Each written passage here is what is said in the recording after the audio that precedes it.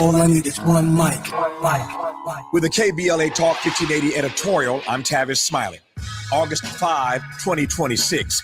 Dear LA City Council President Marquise Harris Dawson, on behalf of a coalition of businesses and residents that constitute the Crenshaw Corridor community, we write to request that a concrete timeline and resources for fully completing Destination Crenshaw within a year be developed and announced.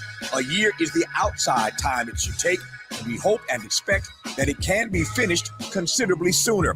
We also request the immediate establishment of a business interruption relief fund for the merchants, entrepreneurs, churches, and property owners who have borne the disproportionate economic burden of the prolonged delays associated with the Destination Crenshaw project, and a resident relief fund for the residents of the corridor who have been most adversely affected by the prolonged construction and delays associated with this unfinished development.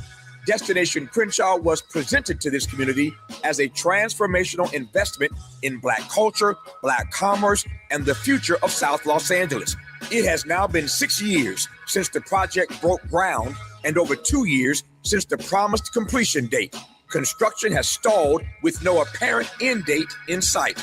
The Crenshaw Corridor community embraced the vision of Destination Crenshaw, but the obstruction from the delayed construction has caused prolonged health and safety hazards, uncertainty, reduced customer access, declining revenues, disruptions, and mounting financial hardship. A broad spectrum of the community expressed their frustration over these delays and the impact they have had on the community at a standing room only July 30th town hall at Bethesda Temple Church, widely covered by the media, including ABC, CBS, Fox, and NBC. The burden of these unexplained delays should not rest on the shoulders of the Crenshaw Corridor community, which acted in good faith and supported this historic project. If the city fails to provide a complete and substantive response to this correspondence within 30 days of the date of this letter, the Crenshaw Corridor community reserves its right to pursue all of its rights and remedies. Sincerely, the Crenshaw Corridor community. To read the complete letter detailing all of our demands, go to our website at kbla1580.com. With a KBLA Talk 1580 editorial, I'm Tavis Smiley. As always, we welcome your feedback.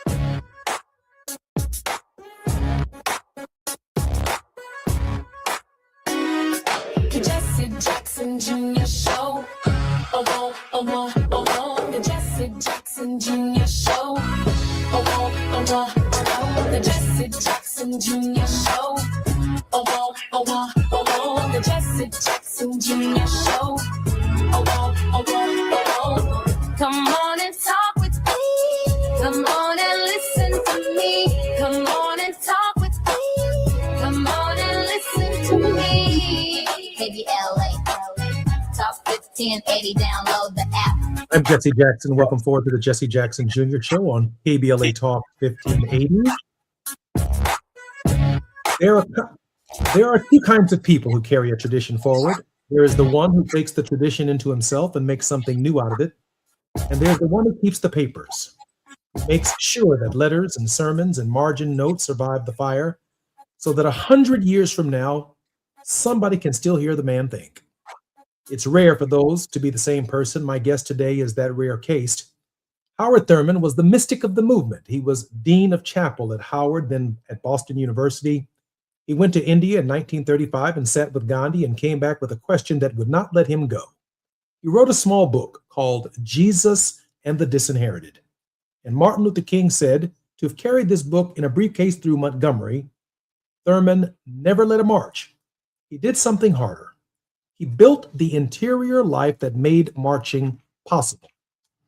What he called the sound of the genuine, the still place a person retreats to so that a mob outside cannot tell him who he is. Samuel DeWitt Proctor was the other pole. Proctor was the builder. He was the president of Virginia Union at 34 years old. He was president of North Carolina, UNC State University. He ran the Peace Corps in Nigeria. He stood in the pulpit of Abyssinian Baptist Church in Harlem, and he taught at Rutgers. And out of that pulpit and that classroom came a genuine generation of preachers who were still preaching. Proctor took the interior life Thurman described and gave it an institution, a payroll, a curriculum, and a congregation. Thurman told you who you were. Proctor built the school that would tell the next child. Now, if you want to know where tradition actually lives, do not look at who quotes it. Look at who has been trusted with its papers. And look at who has been trusted with its young people. Walter Earl Fluker has been trusted with both. For more than 30 years, he's been an editor of the Howard Thurman Papers Project. He's the man who holds the archive. And he has spent some of those 30 years, most of them, in fact, in institutions Proctor built and blessed. Morehouse, Colgate, Rochester Crozier, Boston University, Candler, and the Samuel DeWitt Proctor School of Theology itself. He's standing exactly where those two men meet and where their work comes together. He came to it the long way. He was born in Mississippi. His people ran out of Mississippi in 1957, the way so many of our people ran, and landed on the south side of Chicago and moved 12 times in 6 years. When he was 13 years old, he and two friends set out walking to the International Amphitheater to see a rodeo, and on the way they crossed under the Dan Ryan, that expressway which displaced 81,000 people, most of them black, and which everybody in Chicago understood was not a road but a border. On the far side of that border, a mob was waiting with pipes and a knife. He ran. He's been thinking about that run ever since.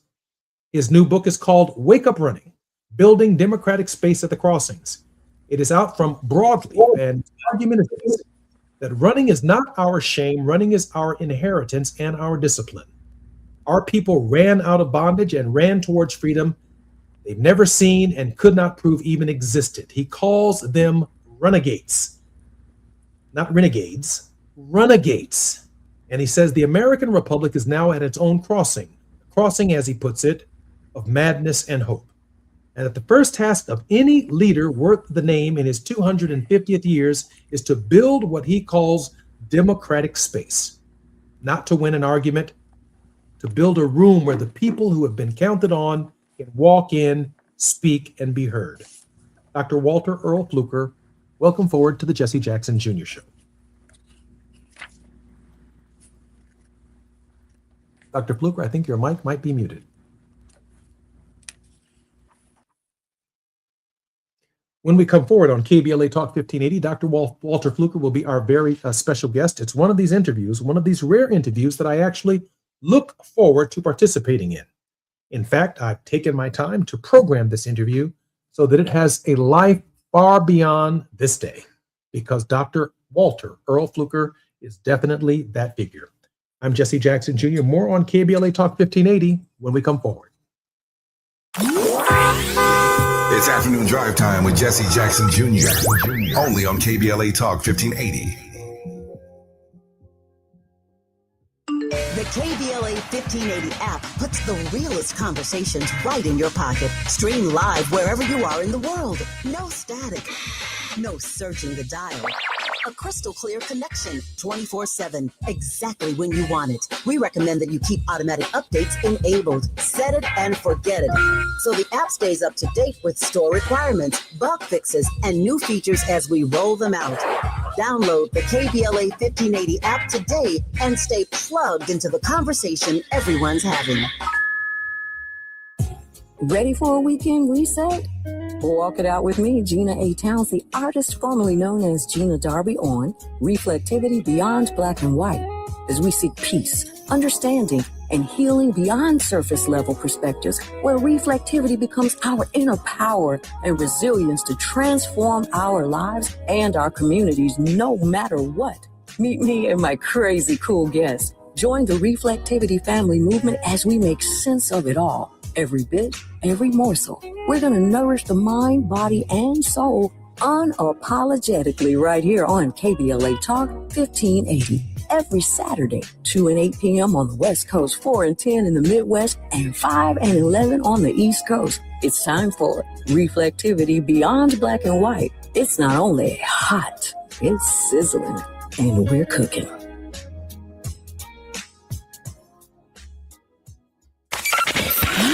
Just in case you missed our Procrastination Crenshaw Town Hall. Originally, the project was supposed to end, I was told, October of that year. And now we're looking at 5 years later, and it still hasn't been finished. I still have no parking lot. We have to park blocks away to get to work, along with my clients with sick animals. I have elderly clients. I have handicapped clients. They have to, either suffer through, park somewhere far, and make their way to the clinic with their sick animal so I can treat them. Or they can choose to go somewhere else, which is more convenient. And so I think majority of people would probably choose the more convenient way. Luckily, I definitely have some clients that will still, make that trip. So it's definitely been impacting my business for 5 years. Like I said, my father, he has 3 sons, as affectionately known as the Hardy Boys. We're all veterinarians. My oldest brother has a practice in Long Beach. My middle brother has a practice in Arcadia. He instilled all his greatness in us, and so we're continuing tradition. I would definitely continue the tradition of Angeles Vista Pet Medical Center on the corner of Crenshaw and Vernon. But this impact appears to be going on way too long. Something needs to be done. It has to be concluded. Making sure they follow through. We're KBLA Talk 1580.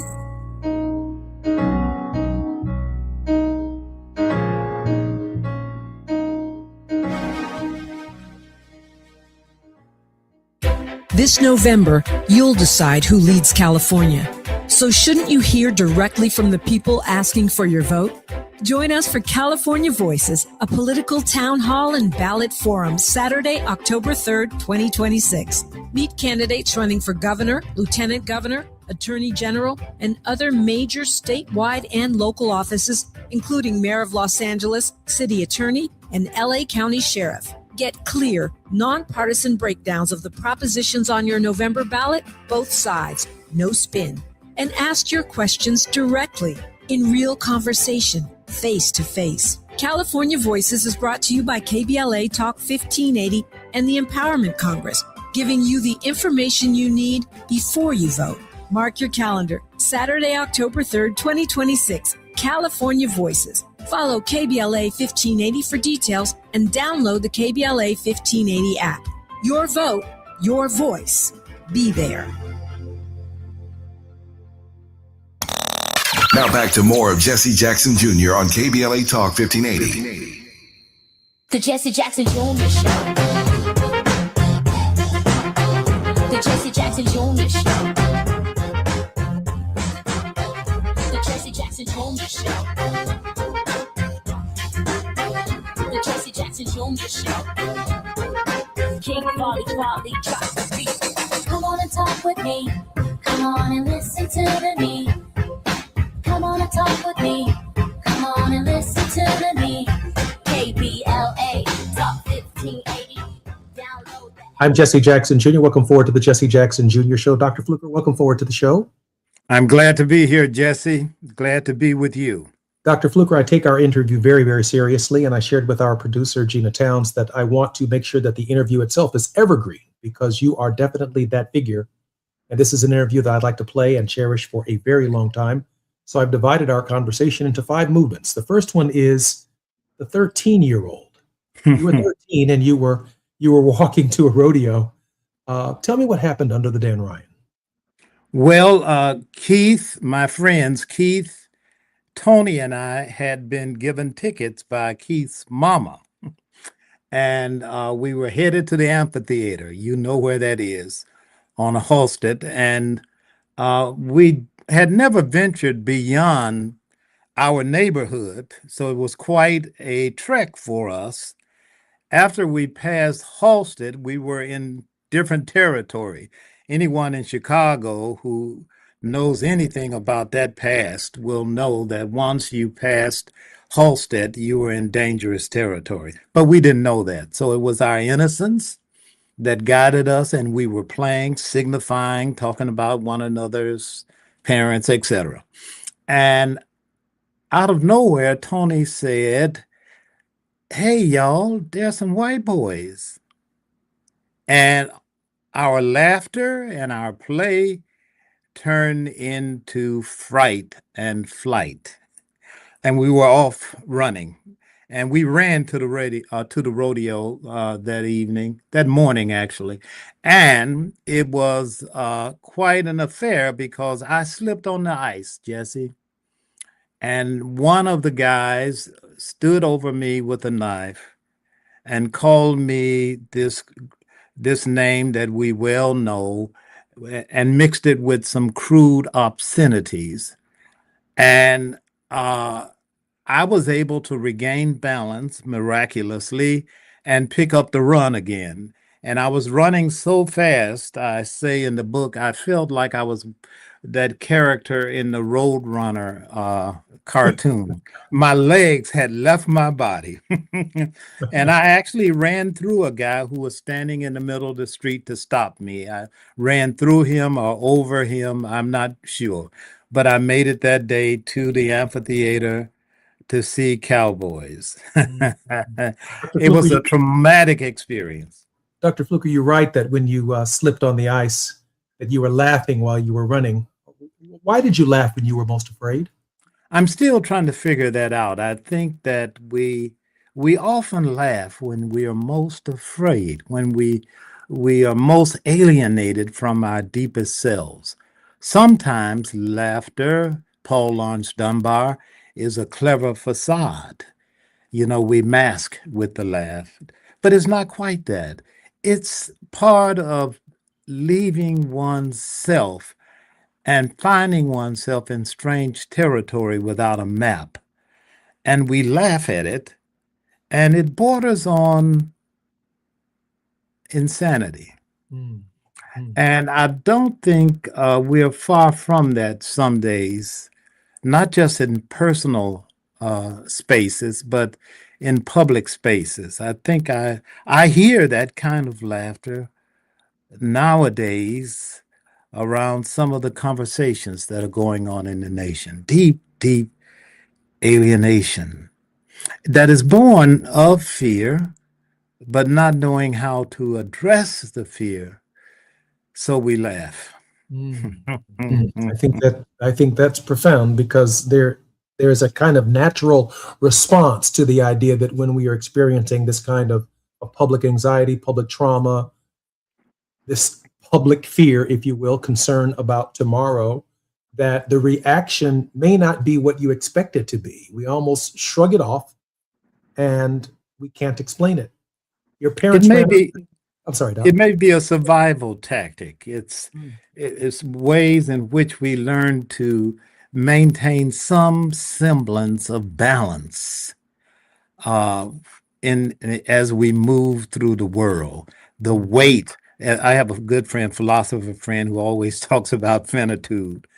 And sometimes our finitude, bearing the weight of our existence, brings us to a place where all that we have left maybe is a laugh or a moan.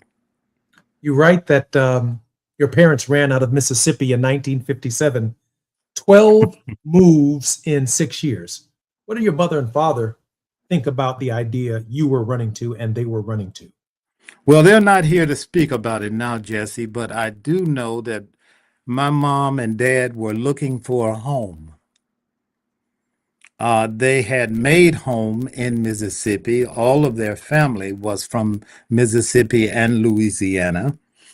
And moving to Chicago, they were again alienated from home. So in Chicago, there was a restlessness to find home. And home was not just a physical locale, it was not just a house, it was a space of communion with others where things were familiar.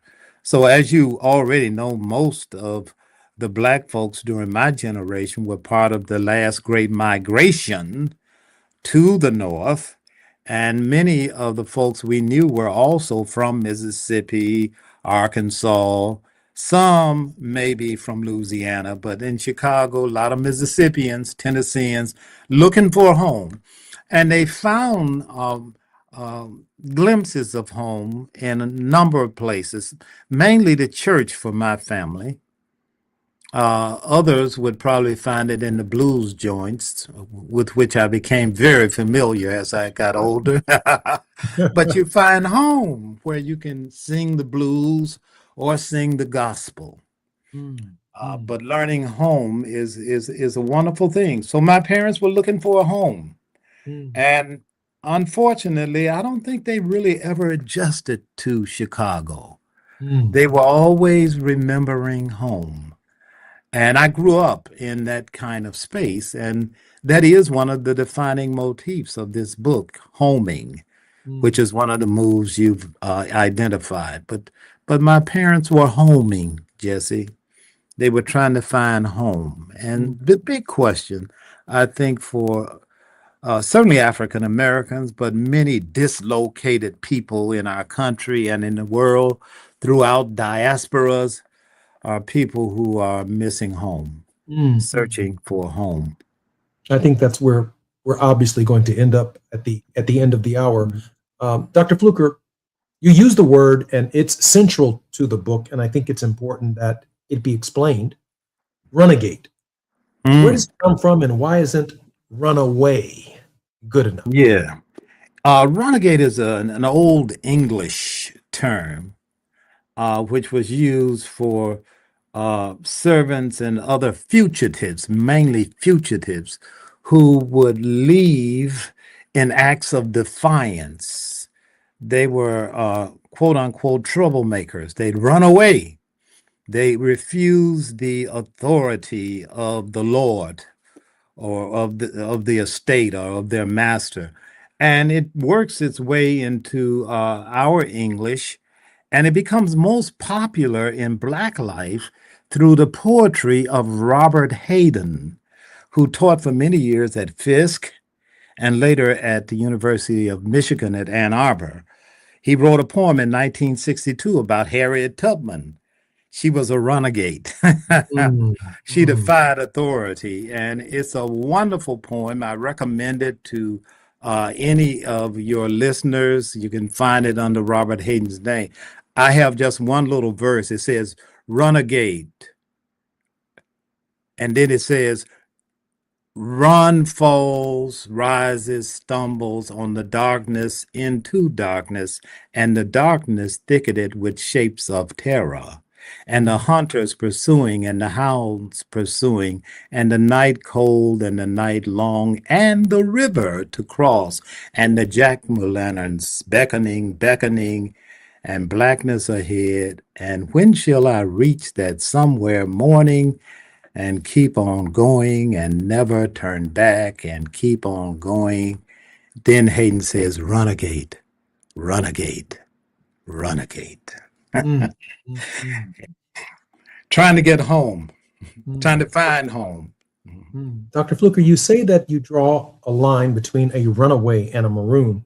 A runaway is still living under the other man's law. A maroon has left. Which one right now is Black America fighting or fighting with, fighting in? A maroon or runaway? Yeah, I borrow much of this scholarship from a number of historians. One is Sylvain Diouf, who talks about exiles, slavery as exiles. But the key point is that runaways are still under the authority of their masters. They've just run away, but they didn't run away. They are close enough to kind of be captured. And even if they're not captured, they're still trying to be close to the big farmhouse, as Frederick Douglass called it, the big house farm, rather. They're close to the plantation. But Maroons are trying to leave Dodge. They're getting out of there. They're going into exile. And I often make a distinction theologically between exodus and exile along those same lines. I think sometimes we've overplayed the exodus motif or metaphor in the Bible. We really are more akin to exiles, those who've run away and are not planning on returning. But there were two kinds of Maroons. One was the border Maroon, who was close to the border of the plantation so that they could occasionally visit family, steal food from the master, and have some familiarity with old landscapes. But the hinterlands, those Maroons in the hinterland, they had no plan whatsoever of ever returning. They were really trying to get back home to Africa. Let me ask this question, because I think I heard a song from I can't remember who the artist was. It might have been Beyonce, where she said something to the effect, "Free your mind and the rest will follow." Yeah. Well, it's in vogue. It's in vogue. Okay, my head said, "Free your mind and your ass will follow." Yeah, there were some Maroons who said, "You can have this. We don't want an intrastate colony. We don't want to be free within this country. We just want to leave here, and we will risk everything to make that happen." You say that maroonage is an attitude and a plan. What's the plan, Dr. Fluker? The plan is to find home somewhere else. And the plan, I spent a lot of time in the book stringing these words that start with C's, these gerunds. For people who remember 4th, 5th grade English, those are active verbs. I talk about congregating, conjuring, conspiring in commons at crossings. But the plan is to find a new place, a new dwelling place where one is at home, one is oneself, or one finds oneself for the first time after bondage. So the part of the plan is to, as Frederick Douglass, being one of the prime examples, was to leave. His plan, of course, was to return and change America. And of course, I think he did a fairly good job during that period of time, but he left with an attitude. Vincent Wimbush says he left with an attitude. And his plan was, of course, to reform the soul of America.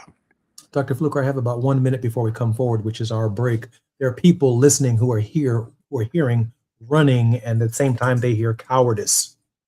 Can you answer them? Yeah, Otis Redding had a song in the 60s. It says, "Preacher and the deacon were praying one day. Along came a bear coming down the way. Preacher told the deacon to say a prayer. He said, 'Lord, a prayer won't kill this bear. We got to run for it.'" I'm Jesse Jackson Jr. Our very special guest is none other than the great Dr. Walter Earl Fluker. More on KBLA Talk 1580 when we come forward. It's afternoon drive time with Jesse Jackson Jr. Only on KBLA Talk 1580.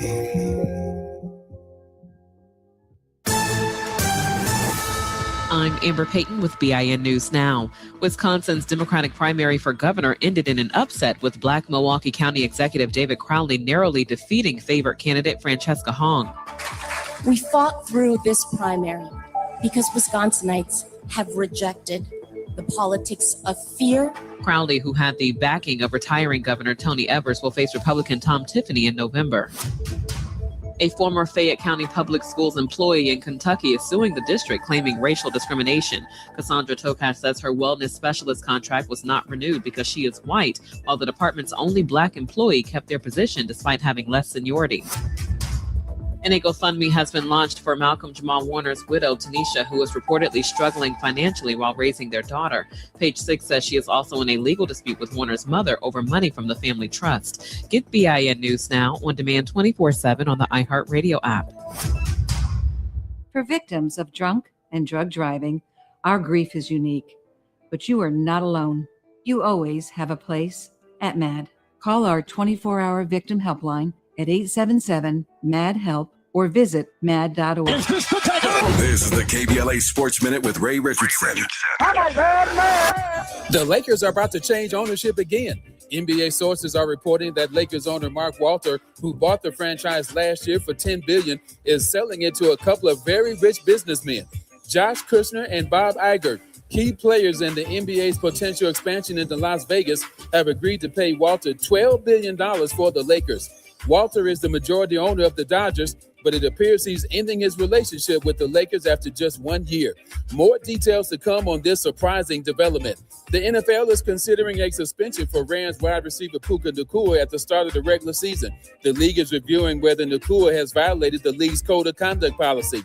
Nacua, who led the NFL in receptions last season, is facing a civil lawsuit from a woman accusing him of assault and anti-Semitic comments.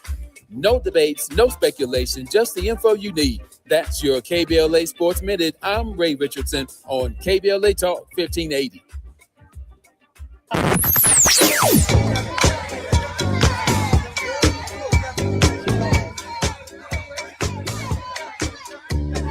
This is KBLA Talk 1580. Talk radio. That's music to your ears. We're unapologetically progressive. KBLA Talk 1580.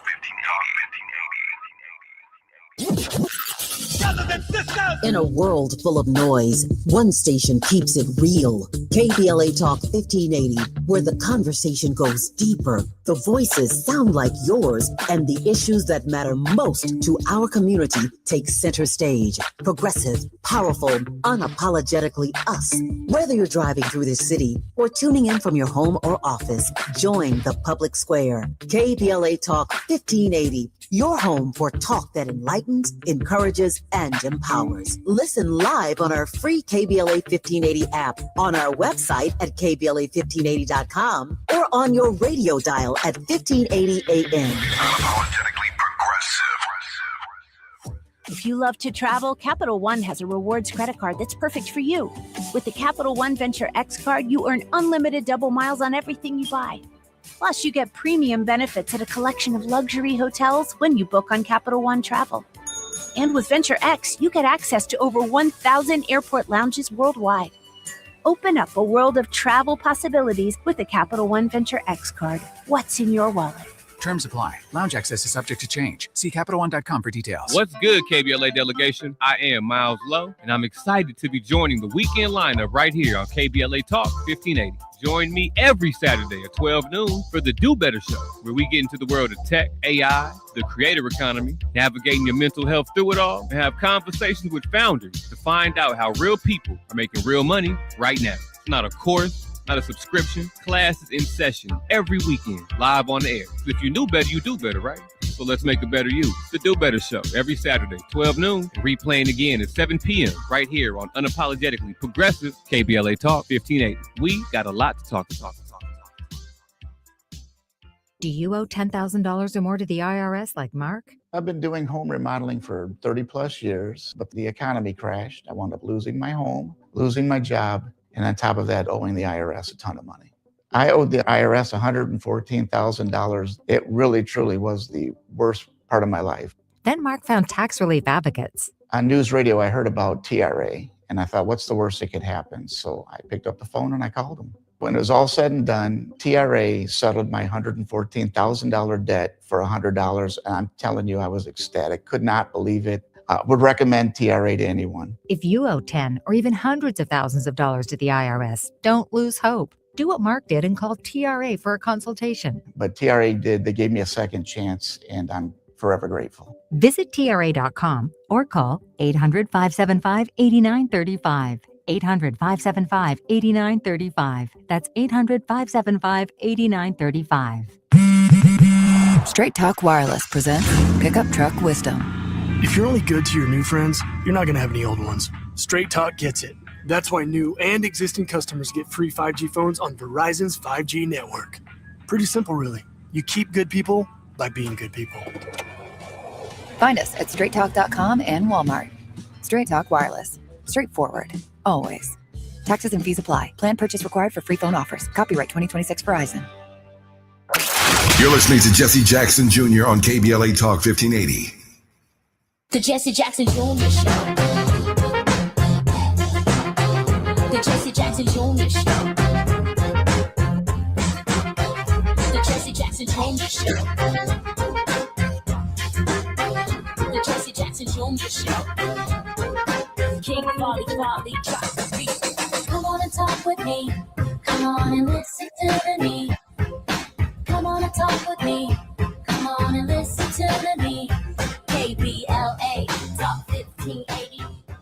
I'm Jesse Jackson Jr. It's Moving Mountain Wednesdays. I know I messed that up. Worldwide with Jesse Jackson Jr.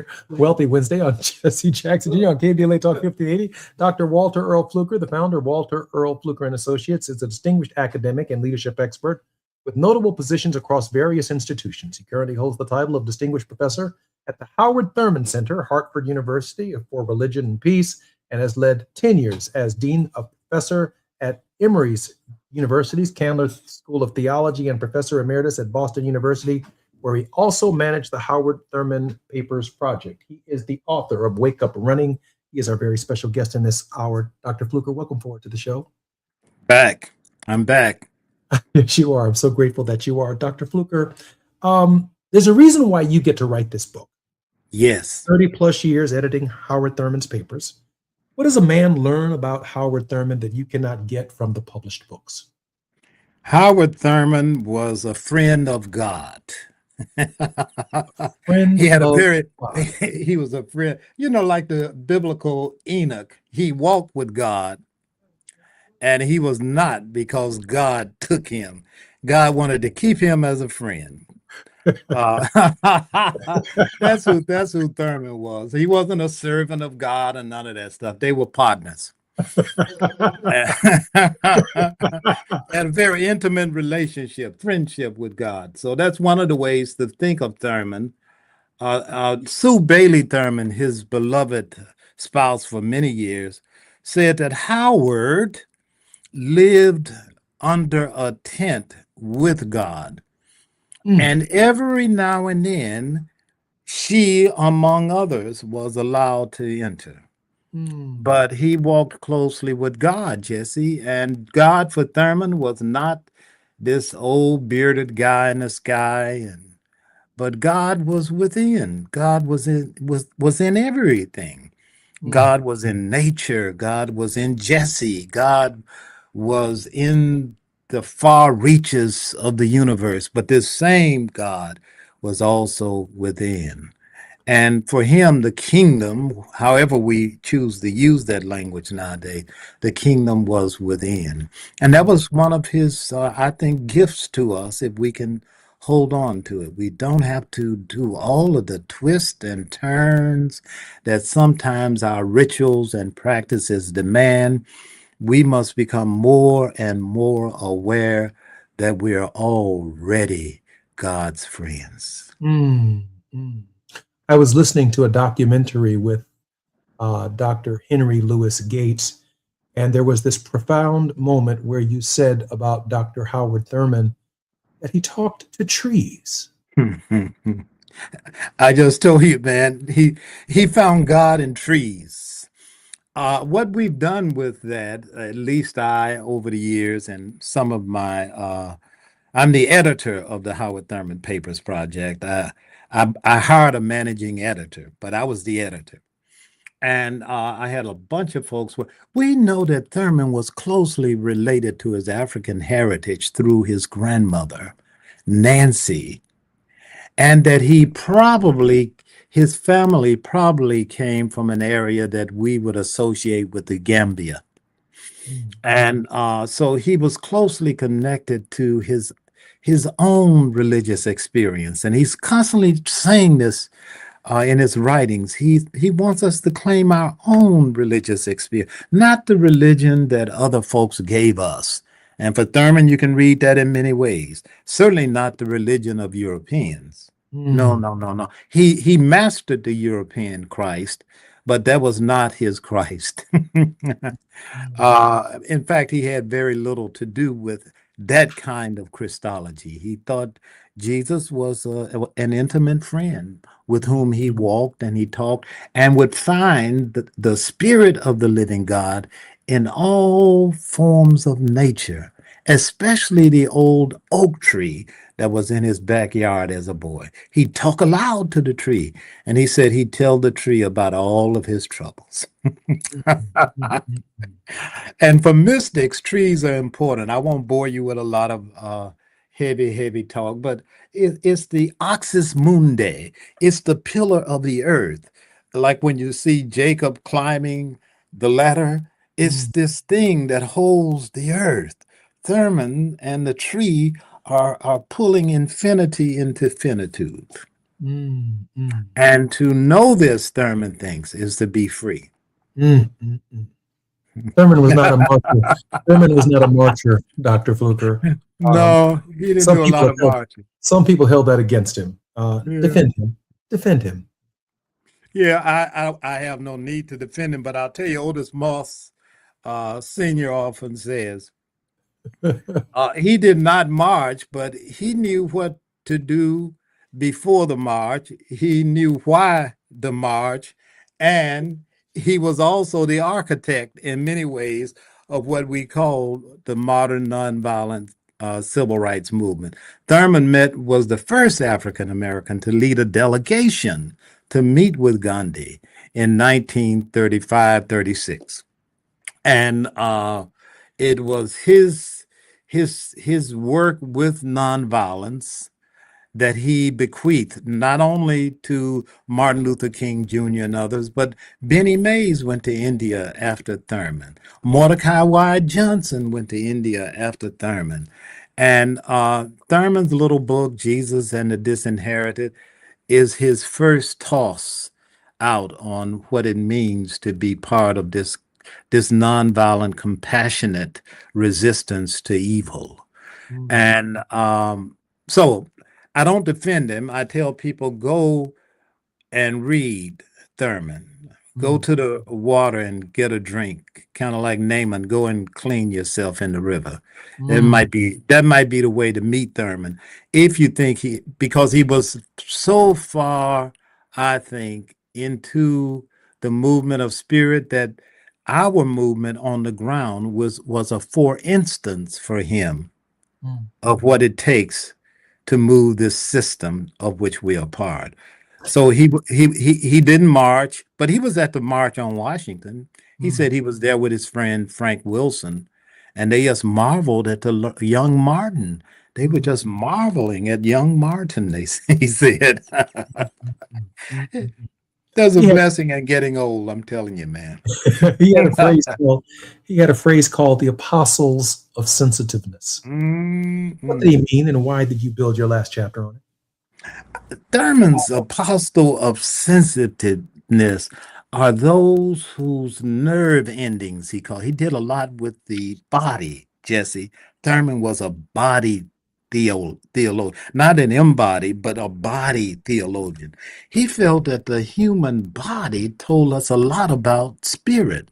And he felt like our nerve endings, this neurological piece that is part of us, is what gives us key to awareness and sensitivity of what's going on within us and within the world. So he wanted to create a new cadre of leaders who were apostles of this kind of sensitivity, this awareness of the deep and also awareness of the world. And he felt that if they could practice this deep work of spirituality, as we call it, over a sustained period of time, they could come together and create a beachhead for American democracy. They could transform American democracy, much like, and he was really looking back at Gandhi, much like the work that had been done in the ashrams and, of course, in the movement in India.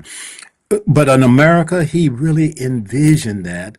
And so he became the pastor of the Fellowship Church, as you know, and was dean of Rankin Chapel at Howard, later at Boston University, but always experimenting with this idea. I'm Jesse Jackson Jr. When we come forward, the argument, why democratic spaces and homing, madness and hope. I'm Jesse Jackson Jr. Our very special guest is Dr. Walter Earl Fluker, the founder of Walter Earl Fluker and Associates, and also the responsible man who's responsible for pulling the life of Howard Thurman and his papers together for all of us and for eternity. I'm Jesse Jackson Jr. More on KBLA Talk 1580 when we come forward.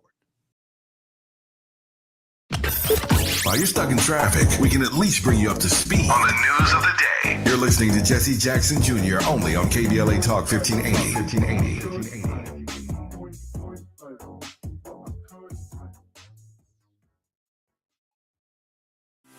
Helping communities get connected. Along the Crenshaw Corridor, free public Wi-Fi is now available thanks to Destination Crenshaw and the City of Los Angeles. Whether you're checking email, applying for jobs, finishing homework, or supporting your local businesses, staying connected is easier than ever because access to the internet means access to opportunity. To learn more and find Wi-Fi locations near you, visit www.getconnected.lacity.gov. Just in case you missed our Procrastination Crenshaw Town Hall. I actually live on this block, and it has affected my life because I'm a knock nurse. We have everyone coming over here that's on meth, drugs, and everything. I've called multiple times to Los Angeles County about once you leave out of here, you will see once you go down to this stop sign, it's pitch black. There's no lights over here. No lights? No lights on this side or that side. You have people with mental issues throwing these gates to Crenshaw. Children don't like to come outside anymore on their scooters, their bikes, their helmets, and they're speeding up and down. No regards to life at all. Like I said, I leave out of work. I'm a traveling nurse, so I take my contracts in Los Angeles County, but I may have to go to Montebello. I may have to go to Van Nuys. I leave out at 9:45 sometimes sooner, and it's someone breaking into our mailboxes because they're breaking into our mailboxes. So now the mail's not coming. Yeah, breaking your windows in your vehicle, and it's just really sad. Holding them accountable. We're KBLA Talk 1580.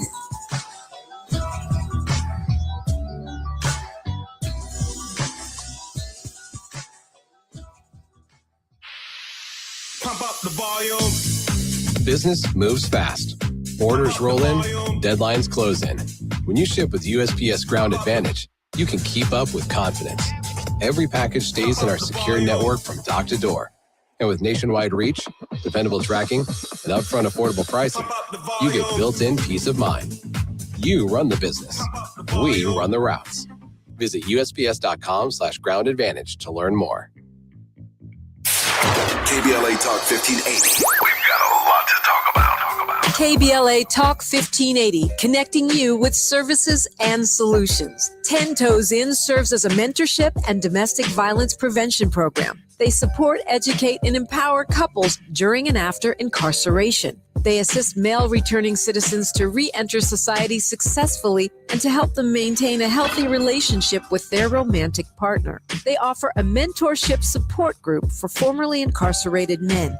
10 Toes In teaches its Intimate Relationships 101 curriculum at male prisons throughout the state of California. They host sister support group meetings for women who are intimately involved with incarcerated and formerly incarcerated men. 10 Toes In is a 501c3 nonprofit organization. To access their services or make a donation, please visit them online at 10toesin.org or find them on Facebook or Instagram. They are healing lives through relationships. This is a community call to action from KBLA Talk 1580.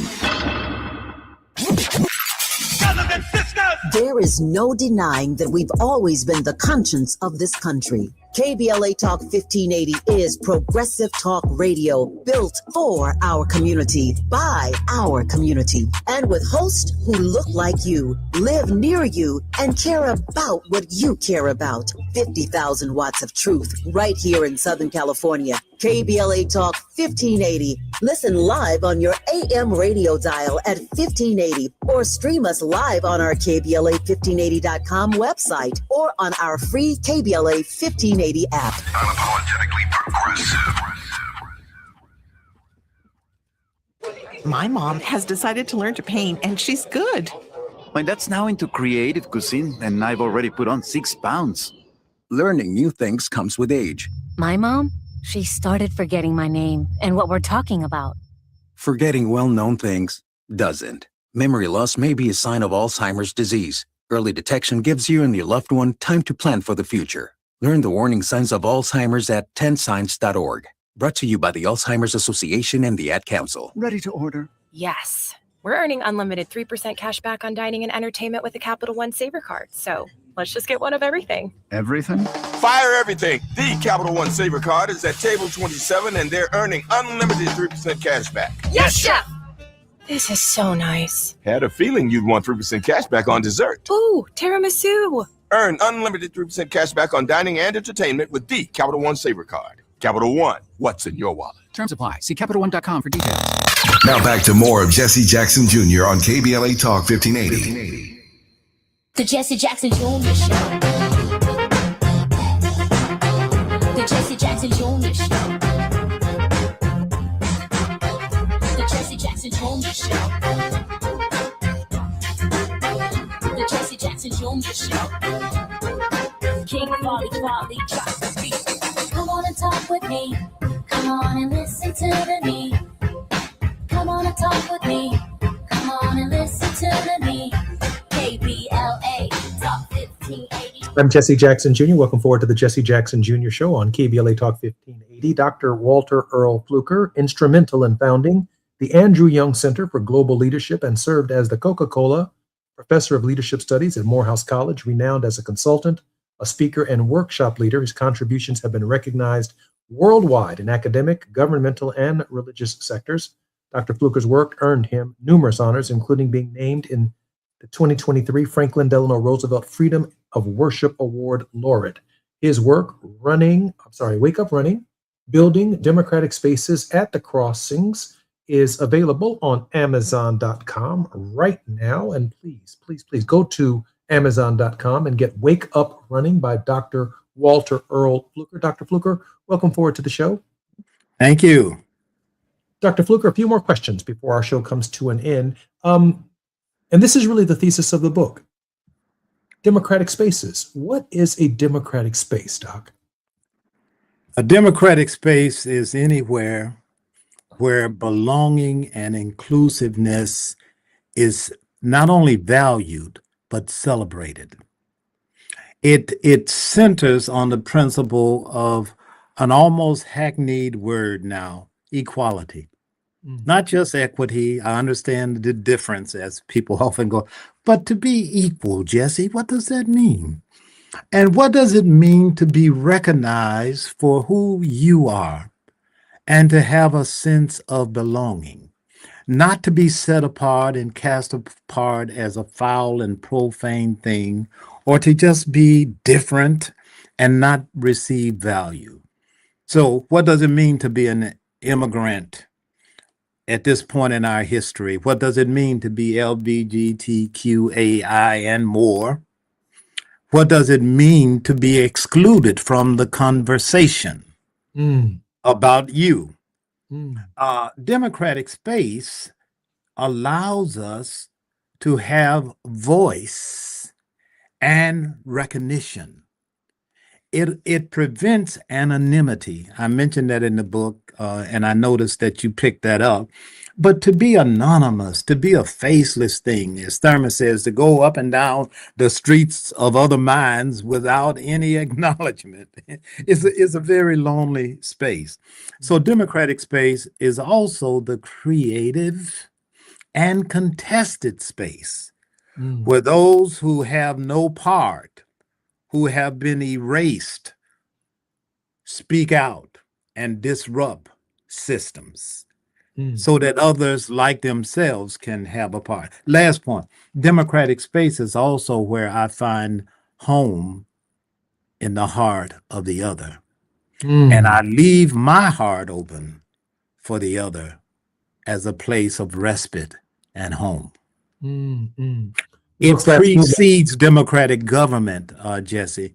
I'm not talking just about institutions, while as important as they are. I do not devalue them, but there's a precondition. There is a spiritual and ethical association and obligation that democratic space demands, so that when we talk about democratic government and its various institutions, we can actually actualize the ideals for which they stand or represent. I can ask a lot of more questions, and I hope you'll come back on our program. This democratic space. But as we bring our program to a close, you close on this idea of homing, the book's last movement. Homing. You say home is not a fixed address. What is it? And what is it? Home, we do have to go, but I want to read this and we can even leave here. Toni Morrison says, whose house is this? Whose night keeps out the light in here? Say, who owns this house? It is not mine. I had another sweeter. The house is strange. Its shadows lie. Say, tell me, why does its lock fit my key? Most of us who think we're at home, we're in a house that has been made for us, created for us, constructed for us, which denies us our humanity. Homing disrupts that construction and calls us into a sphere of freedom. That's what running is. Running is not just about fear of the other. Running is meant to imply running to a new future. In this case, democratic futures. Given where we're going in November of this year, I think the quest for home, especially among people who have been historically excluded and disinherited, will be one of the most primary questions that we will raise. Because we've not found home, though we've been here a long time. We've not yet found home. God help us if we miss this opportunity. Dr. Fluker, we have a little less than a minute coming forward. You end with Dr. King's World House and the old spiritual, plenty good room. Choose your seat and sit down. Is there still plenty good room in America? Yeah, if we follow King, and that's a very dangerous proposition. But we must congregate, come together, conjure, remix, rethink some of the old things with the new things, like the great World House, and conspire, breathe together, Jesse. Not being diabolical, but to breathe spirit together in commons at these very maddening and dangerous crossings in the third decade of the 21st century. And anyone who does not understand what I'm saying, then they need to wake up running. I'm Jesse Jackson Jr. Doesn't get much more profound than that. Dr. Walter Earl Fluker has been our very special guest this hour. Dr. Fluker, hopefully, I'm looking forward to your return to KBLA Talk 1580 in the future. See you soon on the run. I'm Jesse Jackson Jr. Wake up running, everybody. More on KBLA Talk 1580 right here on KBLA Talk 1580 in just a moment. KBLA 1580 Santa Monica. I'm Amber Payton with BIN News Now. Wisconsin's Democratic primary for governor ended in an upset with Black Milwaukee County Executive David Crowley narrowly defeating favorite candidate Francesca Hong. We fought through this primary because Wisconsinites have rejected the politics of fear. Crowley, who had the backing of retiring Governor Tony Evers, will face Republican Tom Tiffany in November. A former Fayette County Public Schools employee in Kentucky is suing the district, claiming racial discrimination. Cassandra Tokash says her wellness specialist contract was not renewed because she is white, while the department's only black employee kept their position despite having less seniority. And a GoFundMe has been launched for Malcolm Jamal Warner's widow, Tanisha, who is reportedly struggling financially while raising their daughter. Page 6 says she is also in a legal dispute with Warner's mother over money from the family trust. Get BIN News Now on demand 24/7 on the iHeartRadio app. For victims of drunk and drug driving, our grief is unique. But you are not alone. You always have a place at MAD. Call our 24-hour victim helpline at 877-MAD-HELP or visit mad.org. This is the KBLA Sports Minute with Ray Richardson. The Lakers are about to change ownership again. NBA sources are reporting that Lakers owner Mark Walter, who bought the franchise last year for $10 billion, is selling it to a couple of very rich businessmen, Josh Kushner and Bob Iger. Key players in the NBA's potential expansion into Las Vegas have agreed to pay Walter $12 billion for the Lakers. Walter is the majority owner of the Dodgers, but it appears he's ending his relationship with the Lakers after just 1 year. More details to come on this surprising development. The NFL is considering a suspension for Rams wide receiver Puka Nacua at the start of the regular season. The league is reviewing whether Nacua has violated the league's code of conduct policy. Nacua, who led the NFL in receptions last season, is facing a civil lawsuit from a woman accusing him of assault and anti-Semitic comments.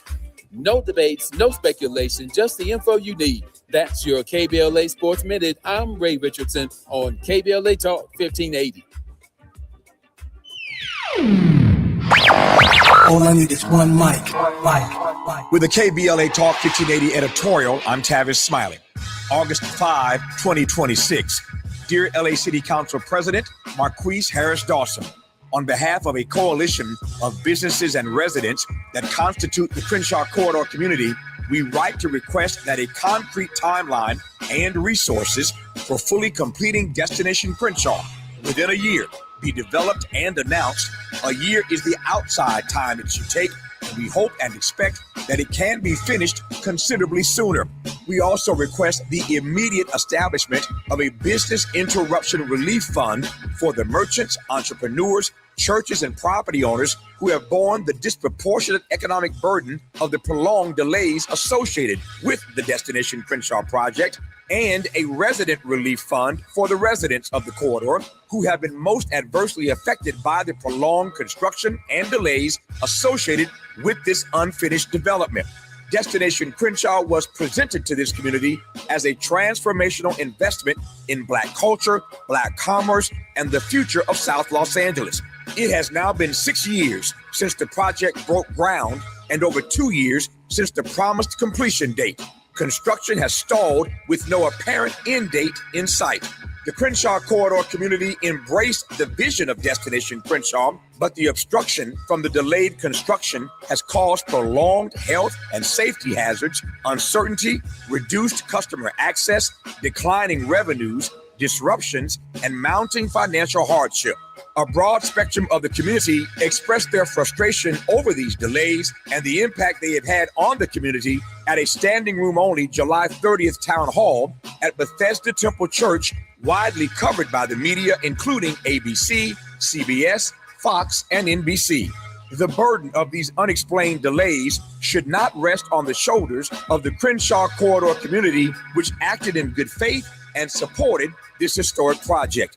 If the city fails to provide a complete and substantive response to this correspondence within 30 days of the date of this letter, the Crenshaw Corridor community reserves its right to pursue all of its rights and remedies. Sincerely, the Crenshaw Corridor community. To read the complete letter detailing all of our demands, go to our website at kbla1580.com. With a KBLA Talk 1580 editorial, I'm Tavis Smiley. As always, we welcome your feedback.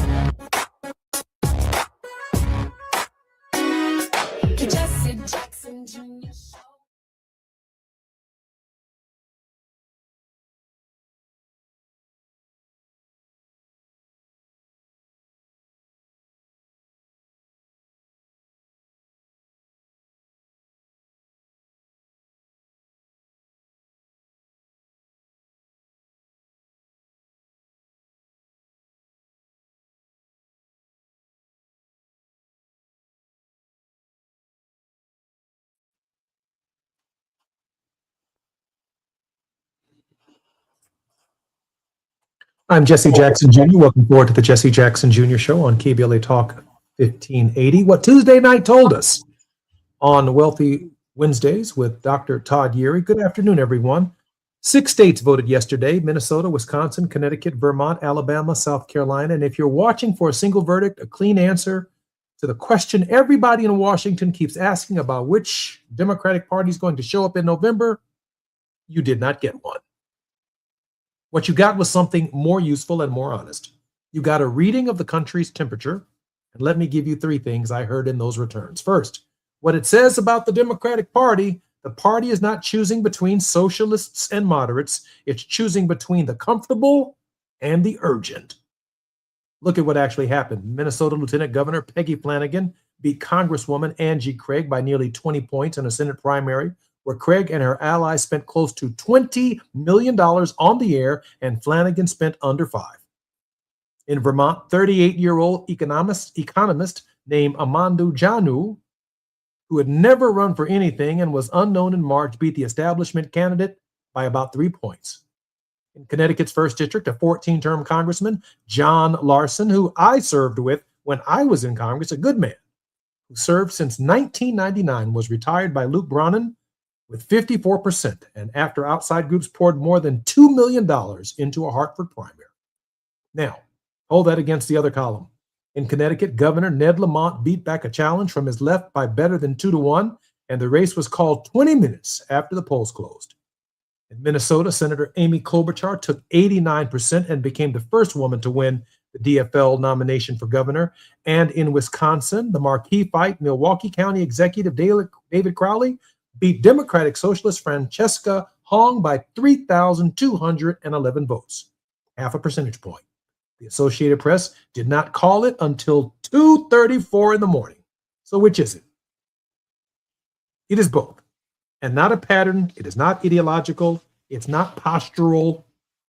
Where an incumbent had a record voters could hold in their hands, Lamont's surpluses, Klobuchar's 4 state wins, Ilhan Omar's 80% in the 5th, the incumbent survived, where the seat was open, or where the answer is to you, why you? Was seniority the challenger won? Larson did not lose because he was too moderate. Brannan is not to his left. Larson lost because I've been here a long time is no longer an argument. That is not a purge. That is a party asking its own leadership a question and refusing to accept the old answer. Secondly, what does it say about control of Congress? Be careful right here, because primaries are not general elections, and a party can win an argument with itself and still lose a country. But watch the arithmetic. Wisconsin's governor race now runs through Crowley against Tom Tiffany, with the president's endorsement on Tiffany's side and a state decided by less than a point in 2024. Minnesota's open Senate seat is Flanagan against Michelle Tafoya, a genuine test of whether the platform that wins in a primary can hold a purple state. And in Minnesota's 2nd, the open seat Craig vacated, Matt Little emerged in a 3-way contest, about 47%. Democrats need a net 3 in the House and a net 4 in the Senate. Every one of these margins is inside the noise. What a Tuesday tells us about the fall is this: money did not decide these races. $20 million lost in Minnesota, $2 million did not work in Hartford, but only because it was pushing in the direction voters were already leaning. When spending stops predicting outcomes, you're no longer looking at a normal election cycle.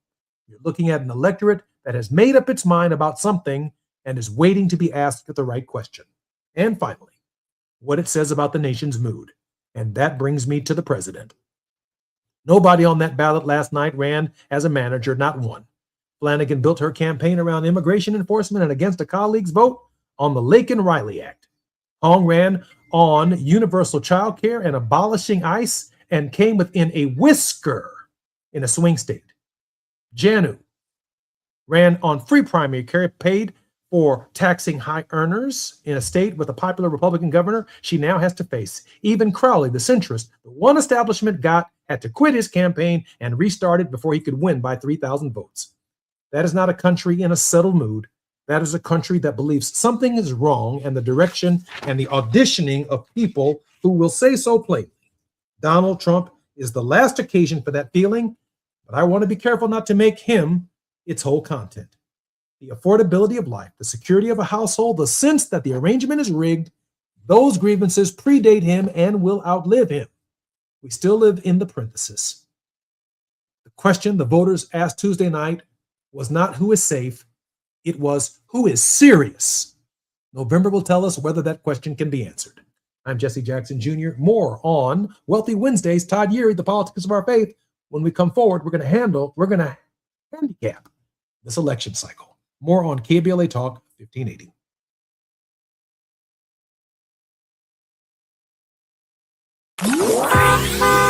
It's afternoon drive time with Jesse Jackson Jr.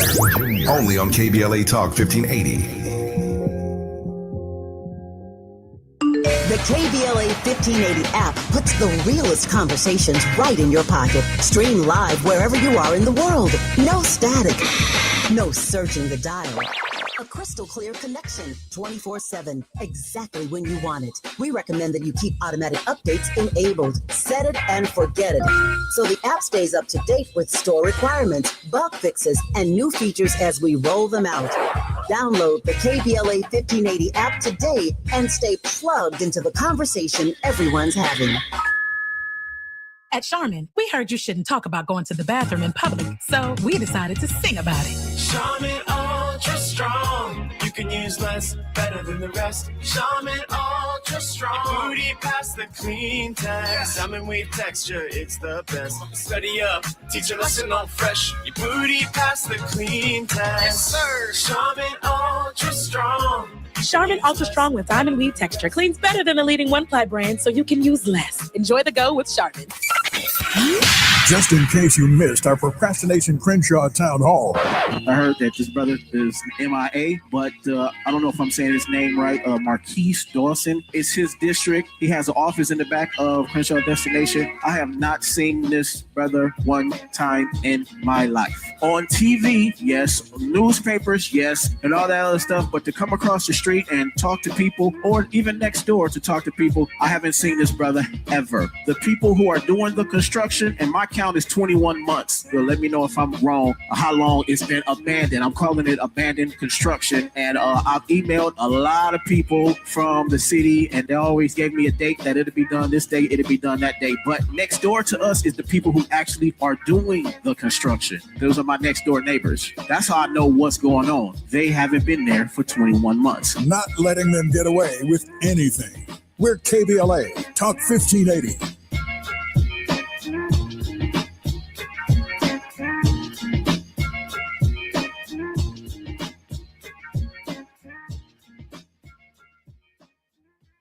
This November, you'll decide who leads California. So shouldn't you hear directly from the people asking for your vote? Join us for California Voices, a political town hall and ballot forum, Saturday, October 3rd, 2026. Meet candidates running for governor, lieutenant governor, attorney general, and other major statewide and local offices, including mayor of Los Angeles, city attorney, and LA County sheriff. Get clear, nonpartisan breakdowns of the propositions on your November ballot, both sides, no spin.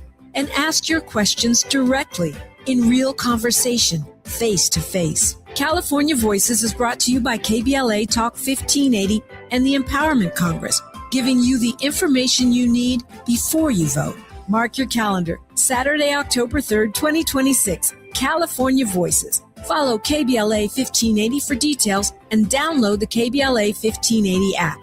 Your vote, your voice. Be there.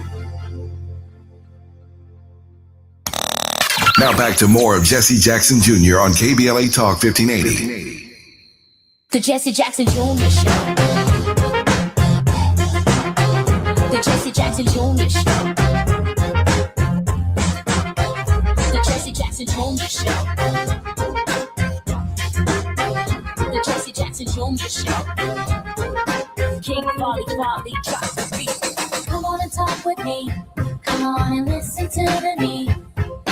Come on and talk with me. Come on and listen to me.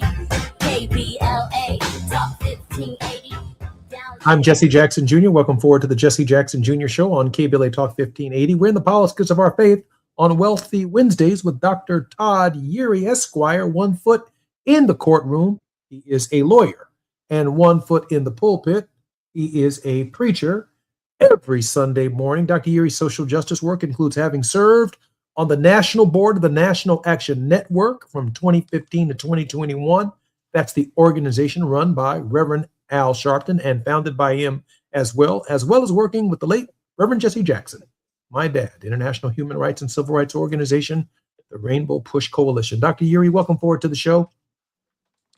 Masterful opening commentary, my brother. You've laid it all out there. We can take it early out. Great to see you. 417. Let's go eat. I really appreciate that, but I'm not going to let you off that easy, Doc. From your perspective, Doc, what did last night's election say about the Democratic Party? Well, it said to the Democratic Party what it's always taught us about politics. Yeah. That you don't come away with just kind of one overarching controlling theme that's going to carry or hold sway across all 50 states, across all types of elections. We've got to be more nuanced and more sophisticated, and we have to be more credible, quite honestly, to recognize that it is disingenuous to say you're going to have a single policy message as a one-size-fits-all and expect that everybody's going to support you in that effort. You have to be more intentional. You have to be more persistent. You have to be, quite honestly, more willing to take on the vulnerability of hearing that while there are a lot of voices in the Democratic Party, we don't always carry around the same agenda in our pockets. And we've got to be willing to have that conversation and then bring credible candidates, not just incredible candidates, but credible candidates to the conversation in the party. Dr. Urey, so this idea that the Democratic Socialists of America are taking over the Democratic Party, that's not the message from last night's election campaigns. I don't even know what that means. Right? I'm like, huh? Listen, I often say this, and I hold to it, especially now. If you remember, let's go back to our early days of grade school when we were learning how to alphabetize words. Right. So you did them in the sequence they fall of the 26 letters of the alphabet. Then you move to the second letter, and then you move to the third letter. All right. Using that as a frame, I think it is important. The word what, W-H-A-T, comes before the word who, W-H-O, in the dictionary and in politics. We keep trying to put who conversations in what places. That's and all we right don't. now. We don't get to the substance of what are we talking about in the first place. You want me to pick a person before I am sure that that person has picked my issue. And so if we don't have, I think the Democratic Party is learning, you got to have what conversations and then let the people decide who is going to be the standard bearer for their particular issue in that context, whether it's for House of Representatives, United States Senate, statewide races for governor. Those don't carry just a single standard litmus test that you then use as a cookie cutter across the country. That's lazy politics. If we're going to have substantive political conversations, we've got to meet people where they are, figuratively and literally, and then let that inform how we build a partnership around changing the agenda and the platform so that the best of all of us gets included in the recipe. You're going to hear that one again, and you're not going to get any credit for it. So let's give you your credit right now. The who does not come before the what. The what conversation comes first, and then we will determine the who. So this conversation starts out here on KBLA Talk 1580. Dr. Todd Urey said we must put the what the party stands for before the who, and then we will identify the what with the who we're going to support to accomplish the what. Now, by the time you hear that again, it will be a great philosopher. Once said, the who comes after the what. By the time I deliver it, it's going to be Jesse Jackson Jr. has always. That's right. That's right. That's So right. what must come before the who. Look, that's why I put it out that way, because I knew that's how you were feeling. See, my I have to use my discernment. Listen, here's what it is. It's not what the party is not a thinking thing of its own. So this isn't about what the party thinks. It's what the people Yeah. who identify as this particular political frame. And there's just two basic distinctions between what it means to be a Republican versus a Democrat. Largely, historically, it has been Democrats view the federal government as a partner and a resource to help make sure people have what they need. Republicans think that small government is better, and therefore there should be more obligation placed on individuals to be able to carry the weight of whatever it is that they're trying to accomplish, kind of the pull yourself up by your bootstraps kind of reality. Big taxation versus small taxation. So there's some pretty clear distinctions, right? But then the next level is once we get there, what do you do with public money? This is the simplest thing about what the politics game is all about. Municipalities have budgets. States have budgets. Counties have budgets. The United States government has a budget. Those are public dollars that are leveraged to address private concerns. What private concerns get addressed because there's not enough public money to go around to address all of them. So somebody's going to get left out. Who gets left out ultimately comes down, many instances, to who is playing. Now, who's participating in the process, who's voting, where are they coming from? They're looking at that analysis, but also who is engaged in the supporting of the electoral process by supporting candidates. What does that look like? We got to remember this game is still monopoly, but this is not play money that we're working with. These are public dollars that come out of people's pockets. And once they are taken out of your pocket and you never see them again, the last time I heard what that was, we called that theft. Remember, I got one foot in the courtroom. So if somebody's only taking from you but not giving back to you, that's not an exchange. That's a stick up. And we got to have that kind of a conversation. Dr. Uri, I appreciate that. And we're going to work with that right here on this program in the future.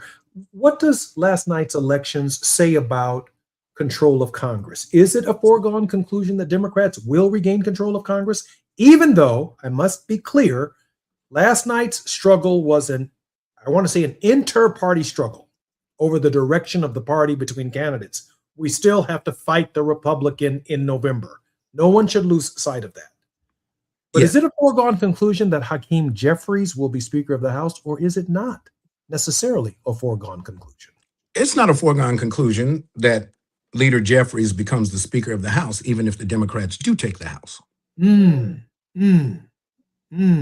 He does have a mountain to climb within the Democratic Party if Democrats take control of the Congress. Yeah, I mean, depending on which new faces show up, yeah, that's not necessarily a given that he gets to 218 to become the Speaker. So it's not that you get the majority of your party. You've got to get 218 votes. Got to figure it out. And if that then ends up leaning that you need some Republican votes, he's not going to get those. I mean, it'll be a replay of what we saw the last time at the, this, what goes around comes around. This is really about, here's how you know who's going to take the House is let's look at the various races. Let's look at the voter turnout. Let's look at what's different about the field in which folks have to play. Gerrymandering is a big deal. And then we got to figure out what does the on-the-ground mobilization look like once we get closer to the early voting windows and actual election day, that first Tuesday in November. Here's my prediction, however, that if, in fact, for whatever it's worth, I know how we feel right now, but if, in fact, Hakeem Jeffries is not the Speaker and Democrats regain control, how we feel today won't necessarily be how we feel if that happens. We're going to be some kind of mad that the first Negro who could have been Speaker of the House in the history of the United States ain't. And that we can have an African-American president of the United States, an African-American woman to be vice president of the United States, but we still can't have a Speaker of the People's House or the president of a Senate in the United States. I think the consequences of that are the kind of fodder that Republicans will use to continue to convince black men in the Democratic Party that there's no room for them in the Democratic Party. Now, don't get me wrong. Hakeem Jeffries has a major mountain that he still needs to climb. The way money is being spent in these primaries, the millions of dollars that are coming in from the American Israeli Political Action Committee into districts from the Voting Rights Act of 1965, determining black leadership in this country in these congressional districts on a foreign policy issue has consequences. But it is not a foregone conclusion that this fight ends in the November election. Dr. Uri? Well, it doesn't. And the reason it doesn't is because any bill that has an expenditure of public dollars attached to it originates in the House. They got to figure that out, right? All of the money conversations start with the 435. So to have that kind of institutional influence over the flow of public dollars is a big deal. That means that we have to add to the what conversation for whomever we're voting for. Listen, y'all, when you win your election and you get to go to DC, one of the first things you have to do is organize the Congress, how that particular congressional session is going to run. And it starts with who's going to lead. And once you decide who's going to lead, who's going to be the leader, gets to decide committee assignments, gets to decide a number, who's going to hold gavels, who's going to be in charge of the major subject matter and policy areas that affect what our what is.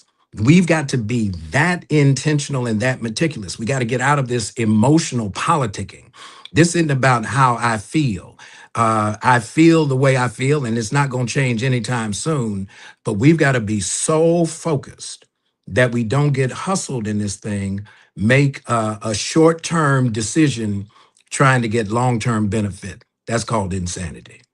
I absolutely agree. And one of the great challenges that we're going to have, which we've heard from Dr. Uri, we've heard it from Barbara Arnwine as well, we have to register, vote, and be prepared to engage, not just in the short run, casting a ballot or casting a vote, but in the long run. That is staying engaged, staying vigilant, staying committed, staying focused, just like right here at KBLA Talk 1580, Tavis Smiley and the station has been staying engaged with the Crenshaw corridor. And as a result of staying engaged, things are changing. Things are happening. They are assuming that we are asleep. And when we wake up and take the mantle of our struggle forward, things happen for the best of us. When we come forward on KBLA Talk 1580, our regular contributor, Dr. Todd Uri Esquire. Politics of Our Faith. More right here on KBLA Talk 1580 when we come forward. It's afternoon drive time with Jesse Jackson Jr. Only on KBLA Talk 1580.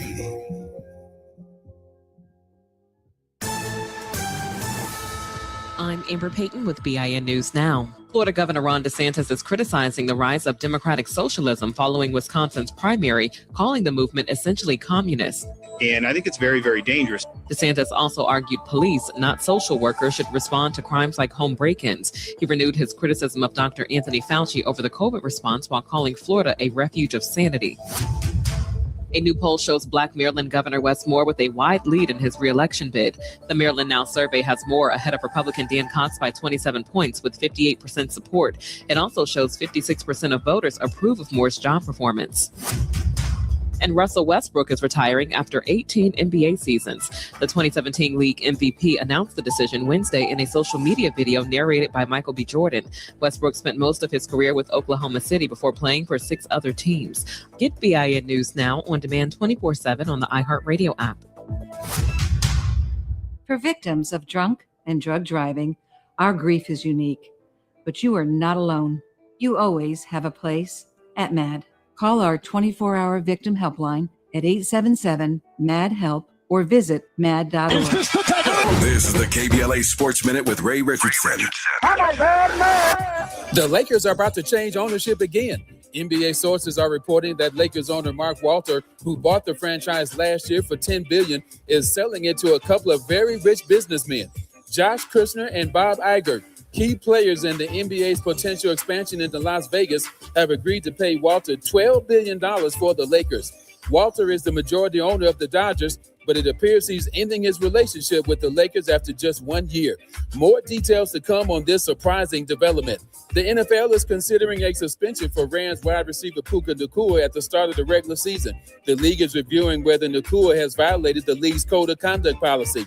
Nacua, who led the NFL in receptions last season, is facing a civil lawsuit from a woman accusing him of assault and anti-Semitic comments. No debates, no speculation, just the info you need. That's your KBLA Sports Minute. I'm Ray Richardson on KBLA Talk 1580.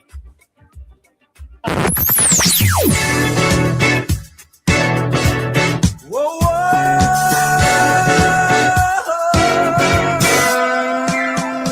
This is KBLA Talk 1580. Talk radio. That's music to your ears.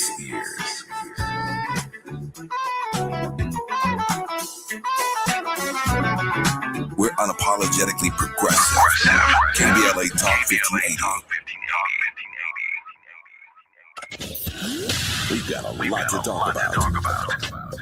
Hi, I'm Zoe Williams, aka the Voice of Reason, encouraging you to join me weekdays from 7 to 9 p.m. for the world's most intriguing relationship radio roundtable. Every night, I facilitate and encourage our loyal listeners to participate in the most engaging relationship discussions you'll hear anywhere. So make it a point to rendezvous with me, Zoe Williams, the Voice of Reason, Monday through Friday, 7 to 9 p.m. Pacific Standard Time. Trust me, your relationships will never be the same. The VOR is on fire tonight. Unapologetically progressive. KBLA Talk 1580. We've got your black.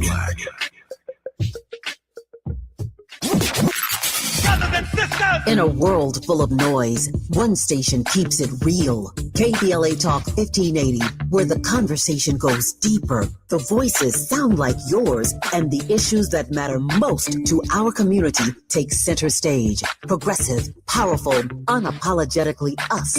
Whether you're driving through the city or tuning in from your home or office, join the public square. KBLA Talk 1580, your home for talk that enlightens, encourages, and empowers. Listen live on our free KBLA 1580 app, on our website at KBLA1580.com, or on your radio dial at 1580 AM. Unapologetically progressive. If you love to travel, Capital One has a rewards credit card that's perfect for you. With the Capital One Venture X card, you earn unlimited double miles on everything you buy. Plus, you get premium benefits at a collection of luxury hotels when you book on Capital One Travel. And with Venture X, you get access to over 1,000 airport lounges worldwide. Open up a world of travel possibilities with the Capital One Venture X card. What's in your wallet? Terms apply. Lounge access is subject to change. See CapitalOne.com for details. What's good, KBLA delegation? I am Miles Lowe, and I'm excited to be joining the weekend lineup right here on KBLA Talk 1580. Join me every Saturday at 12 noon for the Do Better Show, where we get into the world of tech, AI, the creator economy, navigating your mental health through it all, and have conversations with founders to find out how real people are making real money right now. It's not a course, not a subscription. Classes in session every weekend, live on the air. So if you knew better, you do better, right? So let's make a better you. The Do Better Show, every Saturday, 12 noon, replaying again at 7 p.m. right here on Unapologetically Progressive KBLA Talk 1580. We got a lot to talk about. This summer, the Honey Pepper Pimento Chicken Sandwich and Pineapple Dragon Fruit and Sprite are back at Chick-fil-A. Girl, it's back. We've been waiting. I love that honey pepper pimento sandwich. And that pineapple dragon fruit and Sprite is everything. It's got that razzle dazzle that makes you stop and say, okay, wait a minute. I love the creaminess of the pimento cheese. It's savory, it's bold, it's flavorful. Our faves are back. High five, girl. Which fan favorite will you choose? Real customers paid for their testimonials. Ready for a weekend reset? Walk it out with me, Gina A. Towns, the artist formerly known as Gina Darby, on Reflectivity Beyond Black and White, as we seek peace, understanding, and healing beyond surface level perspectives, where reflectivity becomes our inner power and resilience to transform our lives and our communities no matter what. Meet me and my crazy cool guests. Join the Reflectivity family movement as we make sense of it all. Every bit, every morsel. We're going to nourish the mind, body, and soul unapologetically right here on KBLA Talk 1580. Every Saturday, 2 and 8 p.m. on the West Coast, 4 and 10 in the Midwest, and 5 and 11 on the East Coast. It's time for Reflectivity Beyond Black and White. It's not only hot, it's sizzling, and we're cooking.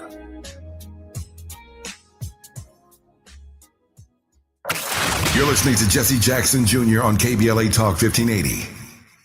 The Jesse Jackson Jr. Show. The Jesse Jackson Jr. Show. The Jesse Jackson Jr. Show. The Jesse Jackson Jr. Show. King Folly, drop the beat. Come on and talk with me. Come on and listen to me. Come on and talk with me. Come on and listen to me. KBLA Talk 1580. I'm Jesse Jackson Jr. Welcome forward to the Jesse Jackson Jr. Show on KBLA Talk 1580s. It's Wealthy Wednesdays, and we're in the politics of our faith with Reverend S. Todd Yeary, principal of the Yeary Firm. Dr. Yeary is a civil rights attorney and public policy advocate. He holds a deep belief that honest dialogue creates opportunities to form strategic partnerships that strengthen families and communities. Dr. Yeary, welcome forward to the politics of our faith. Always good to be with you. You gotta be on your toes when I come to talk to you on Wednesday. There's no doubt about it. I'm on my toes when I'm talking to you. Dr. Yeary, what does yesterday's election say about the mood of the country? Well, the mood of the country is there's a lot of, I think, pain, frustration, disillusionment, even anger. And that a lot of it is tied to those areas that are often commonly felt amongst the masses. On one hand, you have an administration that points to what the stock market's doing and think that the administration thinks that somehow or other that's going to comfort people who have to work jobs for which there is no 401k benefit. And so the stock market doing well doesn't address the immediate need of food, clothing, shelter.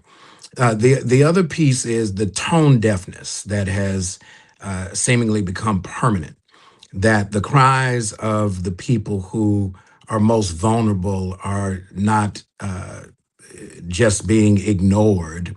They are really intentionally being squelched. And we see it in a number of ways, not just in terms of how it plays out with, say, the policy issues around immigration and the use of ICE and how ICE is sending these untrained militia people with federal enforcement of power into our communities.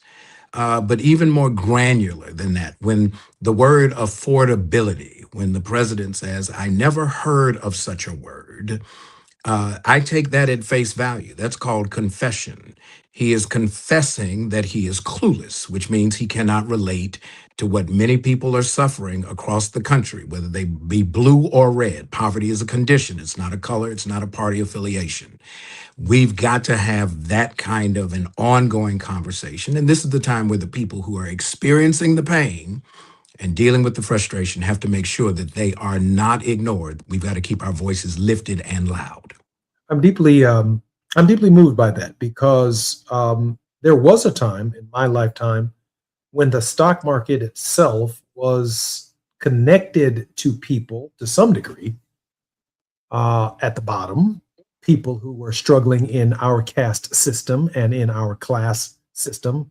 You could actually measure, in some measure, how the stock market was doing against how people were actually feeling. But you're suggesting now that there is a disconnect between the growth of the stock market and the reality of how every average, ordinary American truly feels about their economic well-being. Yeah, I mean, let's just use the word growth, right? This president likes to talk about the stock market being in record territory. Guess what's not in record territory?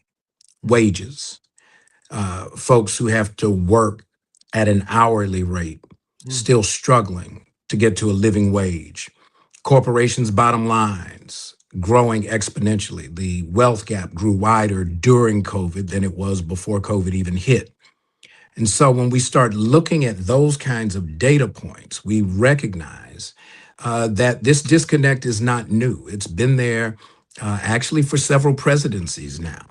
And as we continue to experience the fallout, gas prices just way out of range, subject to the whims of an administration that can't quite figure out why did we pick a fight with somebody that we didn't need to fight with anyway, even though we don't like them. We decided we wanted to be the bully on the playground, and now we found out that typically the bully on the playground doesn't find many allies, and when he gets strung out into a fight that he shouldn't be in at all, he doesn't lose because he succumbs to the strength necessarily of the one he's bullying, but he succumbs to the exhaustion because he miscalculated how much effort would be required to win this battle. This government is collapsing under exhaustion, but by the time it finally falls out and you end up having to perform emergency medical assistance techniques on this administration, the harm to the rest of us will be semi-permanent, if not permanent altogether. Because he's not coming for his friends. He's not coming for those who made a whole lot of money behind crypto and all that other kind of stuff. You know, their balance sheets are looking pretty good. But for the rest of us who are still looking at astronomical credit card interest rates, trying to take care of essential bills because I don't have enough payday resilience to be able to outlast the month. Those are the realities. And it's not just for the extremely poor. This is the working poor. And there are working poor people who make upwards of 6 figures in the United States. That's a whole problem. And the wealth inequality, the wage inequality is a conversation that folks on either side of the aisle just don't seem to want to have today. Dr. Year, we have about 3 minutes before we come forward. And you piqued so much interest in my mind and in my thinking in this moment. And I want to pivot just for a moment to money and politics. Not only are the campaigns becoming expensive for the money that candidates have to raise, there's this unanticipated money that comes in from the outside that helps move the scale of voting and messaging in the political campaigns. But there's something we often don't talk about. You're a criminal defense lawyer. These same members of Congress will now go to Congress and state legislatures. And who gets punished for crimes? Those laws will be reflected in who paid the piper. That is, we'll see more of us being punished, criminalized for errors that we make in our lives or even errors of judgment. But those who have paid the piper, the crypto, the people at the top of the scale, the billionaires, the people who one might consider to be a different kind of untouchable, that the laws themselves do not apply to them. That the very laws that were designed to rein them in have now freed them to engage in a kind of laissez-faire capitalism and economic approach to human reality. Dr. Year? Yeah, let me give you 3 quick numbers. Maybe I can pull this thread through this fabric.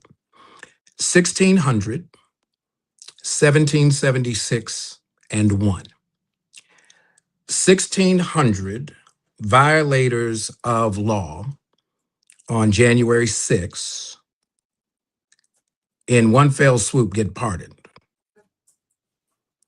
Then you get 1776, as in $1.776 billion of a government set aside around private interests with public fare, even though it was a test to see if we can pay people to become loyal to us because we could make all 1,600 of them millionaires and still have money left over.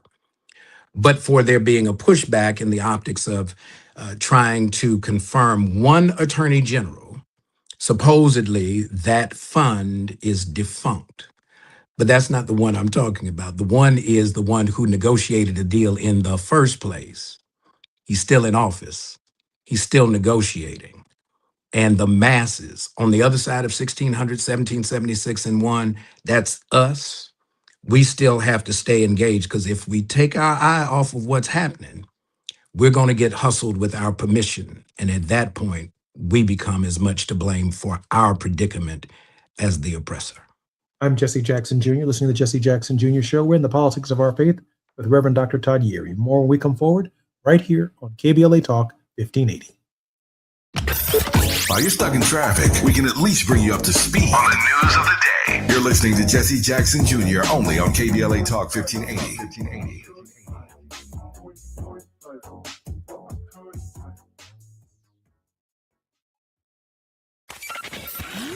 Just in case you missed our Procrastination Crenshaw Town Hall.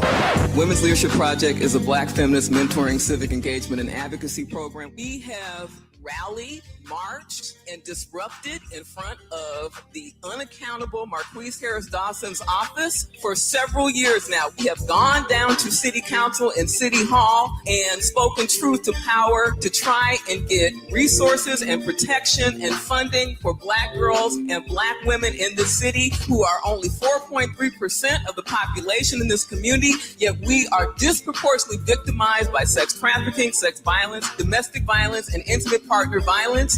We have met numerous times with the unaccountable MIA trifling Marquise and his deputies, and he has turned tail and run. We have tried to meet and give a proposal to Destination Crenshaw to step up and hold space and provide protections for our youth in the Crenshaw district area, because there are no safe youth spaces in City Council District 8 in the Crenshaw corridor. Holding them accountable. We're KBLA Talk 1580.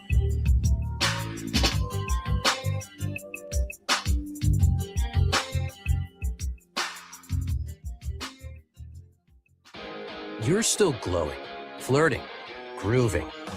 You've still got it. But your immune system weakens as you age, making it harder to fight illnesses like pneumococcal pneumonia and RSV. Vaccines are a key part of any health routine and can help protect you from getting really sick. Ask your doctor or pharmacist which vaccines you need. See more at PfizerForAll.com. Sponsored by Pfizer.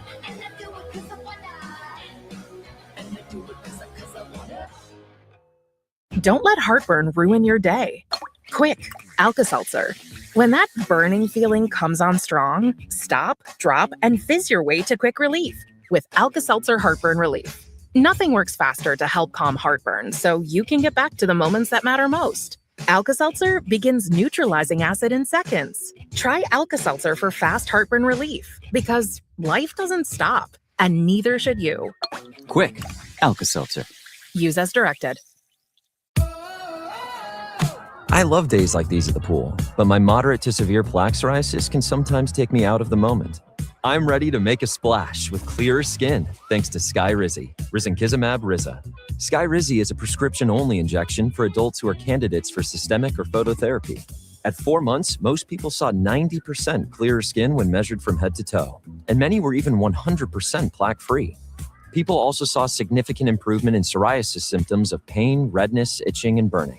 Don't use if allergic to Skyrizi. Serious allergic reactions, increased infections, or lower ability to fight them may occur. Before treatment, get checked for infections and tuberculosis. Tell your doctor about any flu-like symptoms or vaccines. Now there's nothing on my skin thanks to Skyrizi, and that means everything. Ask your doctor about Skyrizi, the #1 dermatologist-prescribed biologic in psoriasis. Visit skyrizi.com or call 1-866-SKY-RIZI to learn more.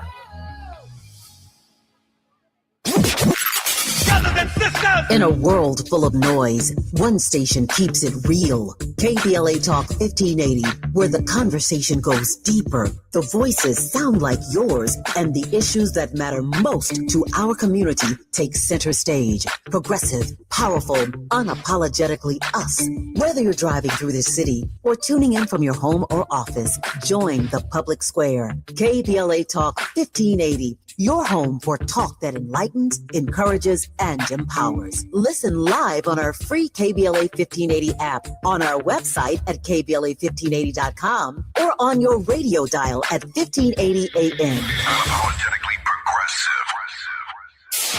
KBLA Talk 1580. We've got a lot to talk about.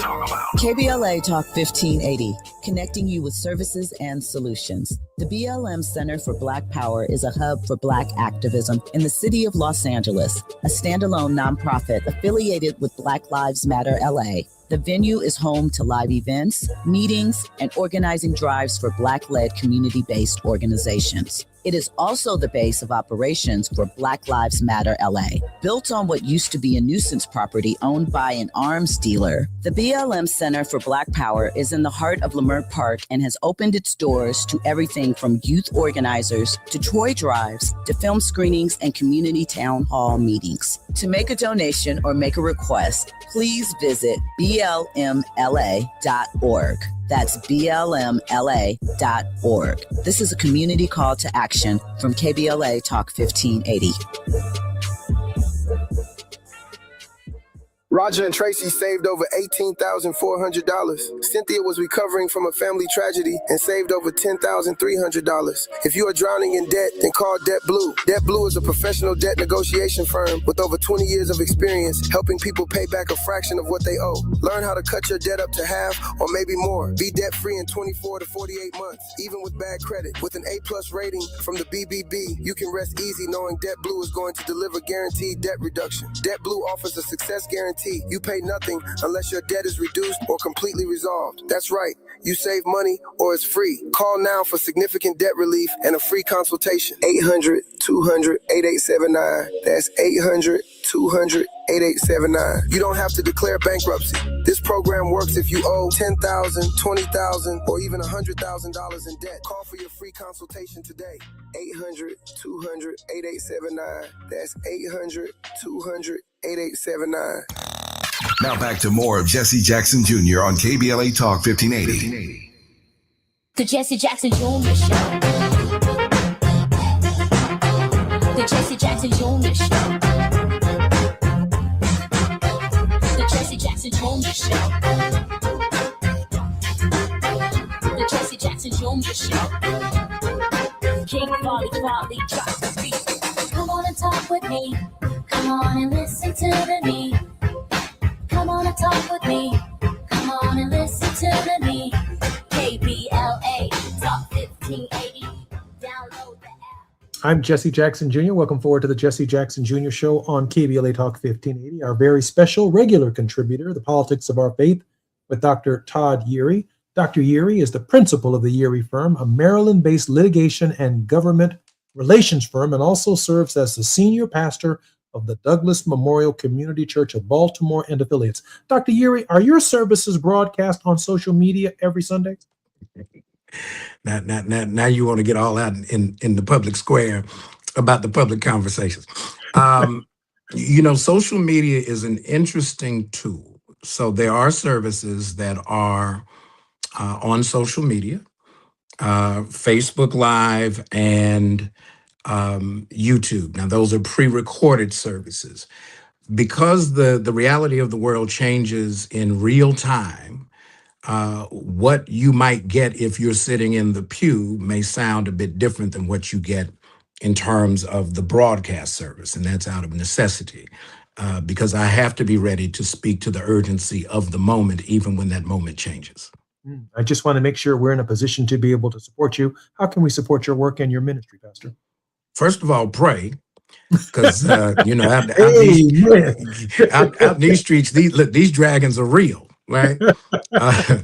But if you want to support the work that I try to do, not just in terms of Sunday morning, but Monday through Saturday, is you can help me by helping yourself.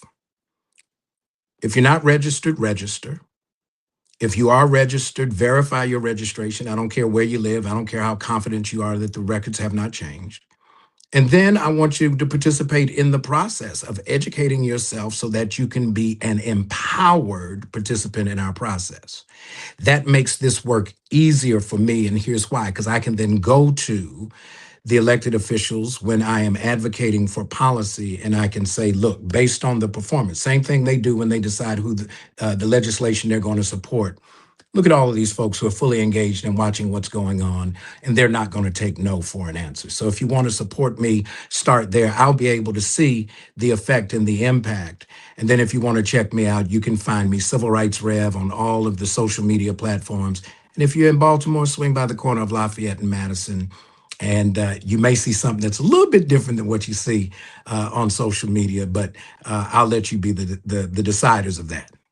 Dr. Erie, I appreciate that very much. I think you might be the first humble pastor on our program who's not giving you a cash app, shared with us how to financially support your efforts.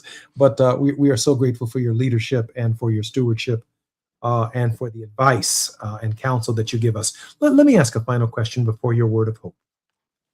We talked about 6 campaigns across the country that took place yesterday, and we are settled or unsettled in some areas with respect to the nation's mood.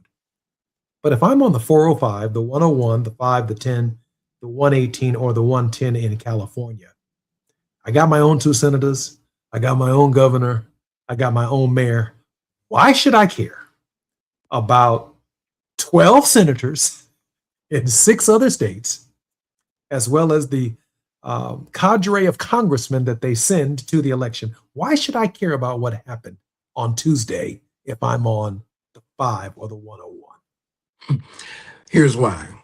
Because if you don't pay attention and the outcomes of those races basically render your 2 senators, your elected congressperson, to be literally impotent to advance your interest, it's because you didn't recognize that this is a math problem. The only reason you have 2 is because that's the way the rules are set.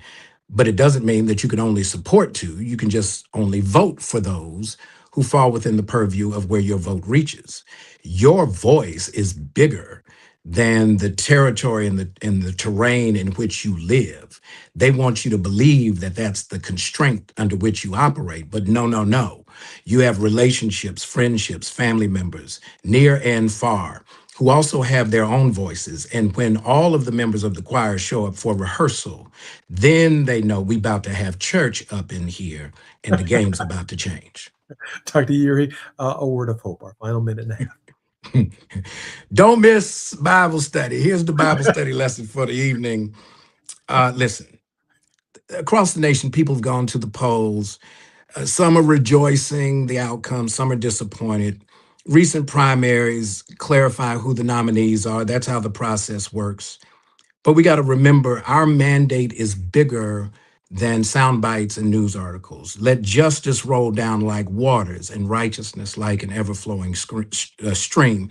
And so we're called to care about what happens, to your point, Jesse, about the public square, because real people are affected by these public decisions. Poor people, workers, immigrants, the elderly, children.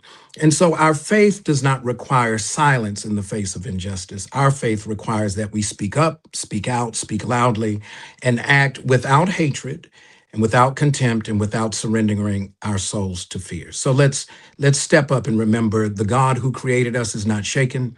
Our civic participation matters, and hope is an act of faith. And that's why we participate in this process. Go do what you do and do it well. Thank you, Dr. Erie. Always good to be with you, my brother. You've been listening to the Jesse Jackson Jr. Show on KBLA Talk 1580, the politics of our faith, every Wednesday with Reverend Dr. S. Todd Erie, Esquire, 1 foot in the pulpit and 1 foot in the courtroom. A great man, a great leader with a bunch of great advice. More on KBLA Talk 1580 when we come forward.